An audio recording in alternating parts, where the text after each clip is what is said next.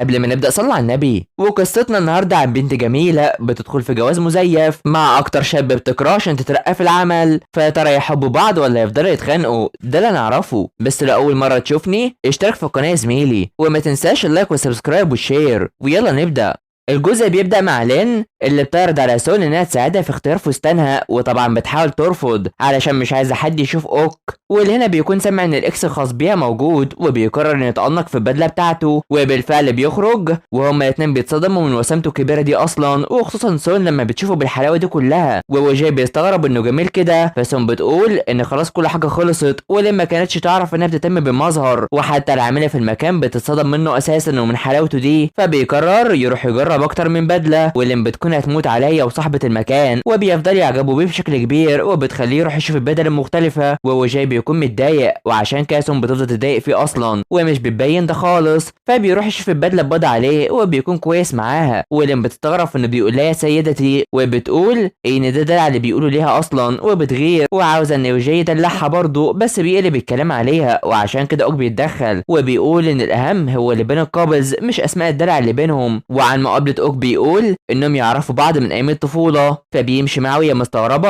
انه ازاي ما قالهاش انه وسيم قوي كده، عشان مش عاوزه الضيوف يفتكروا وشه، وبتكون شايف انه ده حاجه وحشه اصلا. وفجاه الست دي بتيجي واللي اسمها هيون، وبتلاقيها هي بتزعق فيه بشكل كبير، ومش عارفه ازاي تلوم على وسامته دي. وبتروح تفسر اسمها، وبتقول لها انها مش بتقبل الخساره خالص، ولو احتاجت اي مال تقول ليها. ومن الواضح ان بطله مسلسل بونغ سون القويه دخلت على المسلسل ده كده، وهيكون حاجه حلوه، ودي احلى حاجه في الدراما الكوريه. بس انا بتقرر تمشي اصلا علشان شايفه ان اوك بطاقه كويسه ليها، وبتقرر تمشي بالفعل وهي مبسوطه جدا. فبتروح تشرب قهوه شويه عشان تفوق، وشايفه ان كل حاجه خلصت علشان ازاي يكون وسيم كده، وبتاخد 2 قهوه ليها هي كمان. وبيقرر يطلب ليها كمان، ومن هنا بيجيب لها قهوه بالحليب وبيخليها تشربها، وبيعجب جدا بطعمها الجميل ده. وعشان كده بتروح تفكر فيه، وانه ازاي يكون المنظر ده هو اللي شافته، وازاي يكون بيبوظ وسامته دي اساسا. وعشان كده بيعرف ان جدته قالت ان كل حاجه معتمده على الجمال بتكون مش كويسه، وبتستغرب ان عنده جده موجوده اصلا ومش بيعرفها عنها. وبيقول ان وجاي هو الاكس بتاعها، وكان باين عليها انها متوتره جدا، خصوصا انها سطحيه اصلا. وبتقول ان هيكون عنده مستقبل كويس لو اعتمد على وسامته دي، وانها كانت مع وجاي من سنه بس الحقيقه وخدعها من 6 شهور، وشايفه انه عارف كل حاجه عنها تقريبا. وبتصرخ بس بيقول انها توطي صوتها شويه، ومش عارفه ازاي فاكر كل حاجه عنها كده، ودي الحقيقه موجوده في شخصيته انه مش بينسى اي حاجه حصلت. وبتفكر في انه معجب بيها بس بينكر ده، وبتقول انه في النهايه الشاب الوسيم ده هيكون جوزها، وبتكون مبسوطه بيه جدا اصلا. فبنروح لكلام لين عن جمال اوك، وانه لايق على سون اساسا. وده كله جاي بيكون بيفكر في انه امتى سون عرفته وامتى ارتبطت بيه اصلا، وبيشتمها. ولين بتفكر في انه غيران علشان هي ما اختارتش البدله بتاعته، وشايفه في انها تداخل مع سون بما انها ناجحه ومن النوع المفضل، وعلشان كده بيقلق، وخصوصا لما بيرفض يقول اي حاجه عنها. هو بيكون غريب كتير وقلقان. فبنروح لجيونغ اللي بتفضل تشوف القصص الرومانسيه اللي يوم بتكتبها ليها، وبتكون مبسوطه بيها جدا اصلا. وفجاه يون ابنها بيجي، وبيكون بيلاحظ انها حابه القراءه بتاعتها دي اصلا، وبتتكلم معاه في ان الستات الغير متجوزين بلاش يقربوا منه، وعشان كده حب يتكلم معاها علشان هو على طول بيسمع كلامها وبيبعد عن الستات، ومفيش واحده بتغيره. بس هي خايفه تيجي واحده تاخده وتاخد كل المال اللي معاه، خصوصا انه ابن بارك اللي بتكون شايفه فيه كل العبر، وخصوصا انه متساهل مع اخطائه، وهي عايزاه يكون كويس في الشركه، وحاسه ان يلاقي حل مختلف، خصوصا انه ابنه الوحيد. وبيروح يفكر في كلامها وبيكون محتار، بس يو بيكون تعبان وعاوز يروح الحمام حرفيا، وماسك نفسه بالعافيه، وعشان كده بيروح يقرب منه علشان بلاش يمسك نفسه. وفجاه الاسانسير بيفتح، وبتكون سونيا اللي موجوده، وبيقرر يخليها تدخل معاهم رغم انها مش عايزه، بس بتدخل بالفعل. وبيشوف ان معاها هدايا كعك بمناسبه جوازها اللي قرب، ويو بيعرفها في انه بيحبه، وده علشان تدوم طبعا. وبيكون بيقرر انه يروح الزفاف ويقدم لها التهنئه، وعشان كده بتعرفه في ان الشركه بتقدم ده بنفسها اصلا، وبيكون فخور بشركته وبيهنيها. وبتقرر انها تمشي، وبيدي اليو الكعك اللي بيحبه ده واللي معجب بيه كتير. فيوم بيروح يشوف ان اي تغيير بسبب الحمله او الزفاف او رعايه الاطفال مرحب بيه من الشركه، رغم ان يوم مش عايز ده يحصل، بس يوم بيصر عليه، وده بيضايقه جدا، وبيكون مش طايقه، بل يوم بيخليه يروح ويقدم لها المال باسمه كمان، وبيبارك لها في الزفاف ده. فهنا سون بتروح توزع الهدايا على القسم بتاعها اساسا، وبتكون فرحانه كتير، خصوصا انهم بيشوفوا دعوات الزفاف الخاصه بيها. وجونغ بتعرفها بانها لسه تحط صوره عريسها الوسيم ده على دعوات الزفاف، وبتكون مي نسيت ده كتير وبيفكروا في ان هو اللي طلب منها الزواج ولا لا، وعلشان كده بتفتكر وقت مي طلبت منه انه يكون عريسها اصلا، وبتقول ان ده حصل وكل حاجه جت بصوره حرفيا، وحرفيا بيكون وجاي بيطلع فيها كل حاجه مش كويسه اصلا، وان مش معاها خاتم، وان ازاي يكون طالب ايدها من غير خاتم اصلا، وبتغلب عليها، وعلشان كده بتقول ان في مفاجاه يعرفوها في حفل الزفاف، وبتكون بتفكر تعمل ايه، فبتكون في المتجر عند اوك والكل بيكون بتجنبها حرفيا وعايز انها تروح البيت، بس بيشوفوا هي بتبحث عن ازاي شخص يتقدم لطلب الزواج، وبتعرفوا في ان هو اللي هيعمل ده ليها، وبتخليه مستغرب كتير، وبيكون مش عارف ان ده اتفاق فليه يعمل ده، وعشان كده بتعرفوا في ان اللي بيحصل في الزفاف اليومين دول والفيديو اللي بيتصور عشان يبان في انه رومانسي، وبتقنعه بما انه شريكها، والحان بيروح يمشيه عشان الموضوع اتطور منها بشكل كبير، وبيفضل يتجادل معاه في انها ازاي تعمل كده، وبتفكر في انها تجيب حاجه مستعبنه اصلا، وبتعرفوا انهم لو كانوا كده يبقى هيتجوزوا ازاي، وبيكون بيفكر في الغاء الزفاف، وعشان كده بتعرفوا في ان ايه اللي هيحصل لبيبي المسكينه، وبتحاول تاثر عليها اصلا، وفجاه القطه بيبي بتيجي وبتخليها تسكت على طول، وبيطمن عليها وبيخليها تمشي طبعا، فبيعدي الوقت مع سون وهي في المطعم ده، وبتتصور بشكل كبير اكنها مع حبيبها، وان هو اللي بياكلها بقى وكده، وحرفيا كل الناس بيتريقوا عليها، وبيشوفوا انها هبله جدا اصلا، وبيبان انهم مع بعض على طول، وكل مكان بتروح فيه في المتجر اساسا بيلاحظوا في انها مجنونه على طول، وبتروح توري الصور ليون وتشي، وبيكونوا مش فاهمين هي ازاي عملت كده او فكرت في كده اصلا، وشايفين في ان الصور دي مش فيها اي روح، وازاي اللقطات دي تعبر ان طلب ايدها للزواج اساسا، وتفضل فاكره الماضي الوحش بتاعها علشان تشوف الحلو في الايام الجايه، وبتروح تفكر مع تشي انها بلاش تاخد الموضوع بشكل جد كده بما انه حبيبها مزيف اصلا، وتشي تفضل تدوم افكار وبيفرحوا معاها، فبيعدي الوقت مع اوك اللي بيجي رسائل من يوكيونغ وهي بتطمن عليه، بس بيرد عليها انه كويس وبلاش تقلق، وعشان كده بترن عليه وبيتكلم معاه بما ان الوقت متاخر، وعايز يلاقي عمل مناسب بدل عمله اللي في المتجر، ومن الواضح ان ده امه اللي اتخلت عنه، وبيكون مش طايقها خالص علشان ازاي تكون قلقانه عليه كده ومش عايزه تتصل بيه من جديد علشان هو يتجوز ويأسس عيلته الخاصه، فبنروح لسون اللي بتروح محل مجوهرات علشان تختار الخاتم الخاص بيها، وبتختار الخاتم الخاص بيها، اما خاتم عريسها فهتأجره، فانا يوم بتراسلها انها تبقى تجيب حاجات ليها وهي مروحه، وعشان كده بتروح المتجر عند اوك ومش بتلاقيه، وفجاه في شخص بيقفل الباب عليها اصلا وبيطفي النور بالكامل وبيخليها خايفه، وفجاه بيكون هو محضر انوار تمشي عليها اساسا واللي هتروح فيها، وبتلاقي طلبوا منها الجواز وعامله عن طريق المنتجات، وبتكون مذهوله كتير من ده وبتفرح ومش عارفه انه ازاي يعمل كده اصلا، بل بيوصل لها هديه كمان عن طريق اللعبه دي والخاتم الجميل ده واللي بيعجبها جدا، وشايفه في انه ظريف بما انه خاتم من المارشميلو، وعشان كده بيوريها المنتج اللي بتحبه، ونتصل بكل مخازن عشان يجيبوا ليها بما ان المفضل ليها وتوقف تصنيعه، وكان عاوز يشوفها هي مبسوطه وانها لو وافقت على الزواج هيخليها تحتفظ بالمنتج بتاعها ده، وبيفرحها كتير اصلا، فبيروح يتكلم معاها ورافض ياخد منها اي مال، وبيقول ان كان عاوز يتجوز اصلا عشان كان عارف ست بتعيش في كندا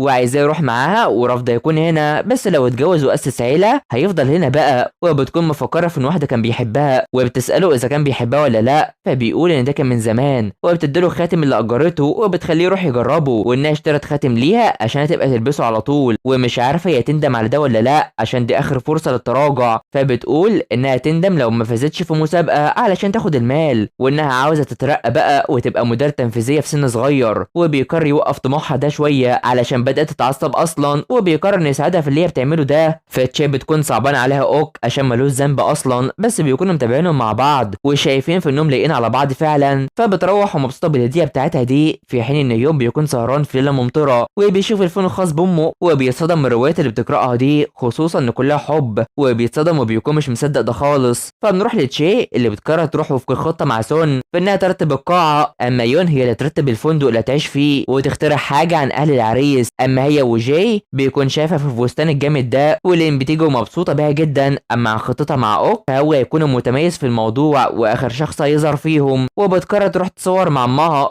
ويون وتشي فهموا هي عملت كده ليه وامها عايشه وانها كانت عايزه تفرحها اصلا، فانا بتشوف عروسه تانية وبتفتكر وقت ما كانت مع ابوها اللي بيهون عليها، وده علشان تقبل بيون وبيفهمها بطبيعه امها اللي كانت عايزه تاخد منها كل الاهتمام بما انهم كبار في السن وجايز ما يفضلوش لغايه ما تتجوز، وكانت بتتمنى يكون معاها اصلا، وفجاه بيجوا بيطمنها علشان يطمنوا ببعض، ومن هنا بيدخلوا هما الاثنين والكل بيحييهم، عباد مبسوط وحزين ومصدوم، وامها اللي مبسوطه بيها ومش عايزه تكون زيها كده وبتبكي وهي ماشيه. فيوم بتكون عايزه تشي تتجوز بقى، ولما يلغي حبيبها بيجي بيقرر ياخدها وبيمشي على طول، علشان كان لازم يكون معاها اصلا بما انه عنده عمل، وبتروح تمثل عليه خصوصا انهم مع بعض من 10 سنين وبيمشي. فهنا يوم بيجي ليون وبيتصدموا من بعض هما الاتنين اصلا، وبيفرحوا انهم اتقابلوا. فيوم بيكون بيشوف القصص اللي امه بتقراها وبيكون متضايق كتير من ده، في حين اننا بنعرف ان يون كانوا مع بعض ولسه فاكر انها كانت بتكتب روايات من زمان وقصص. ويون بيفضل متضايق كتير وعاوز يعرف مين الكاتبه اللي كاتبه كل ده. فسون بتكون هتدخل الفندق مع اوك بعد ما اطمنت على امها، وبيفكر في انهم يتطلقوا بقى وكده. وبيجي يديها خاتم، بس فجأة لين بتيجي وبتعرض عليها في انهم يوصلوها للفندق واللي هي هتكون فيه اصلا، وعلشان كده بتجبر ان اوك يروح معاها بما ان ده يوم اجازته. وحرفيا بتروح الفندق مع لين وجاي اللي موجوده في كل مكان، وما فيش قدامها خيار غير وجودها مع اوك، وبتخليه يمثل. وحتى اوضتهم بيكونوا جنب بعض، وبيجي ماشي هي بتطلع وبتعرض عليهم انهم يفطروا سوا بكره، وبتخليه يعمل ده بما انه ملائكي قوي كده. وبتدخل قبل ما وجاي يشوفهم وبيضحكوا وعايزاه يكمل ويبقى ملاك معاها، وبيركزوا بعض كتير. فبتفتكر وقت ما اوك راح حضن امها وبتأثر فيه جدا اصلا. والجزء بيخلص على هنا. فيا ترى سون واوك هيجوزوا في زواجهم المزيف ده ولا لا؟ ده نعرفه الجزء الجاي. تابعونا، فما تنسوش اللايك والاشتراك في القناه وتفعيل الجرس حلوين علشان يوصلكوا الجزء الجاي. سلام.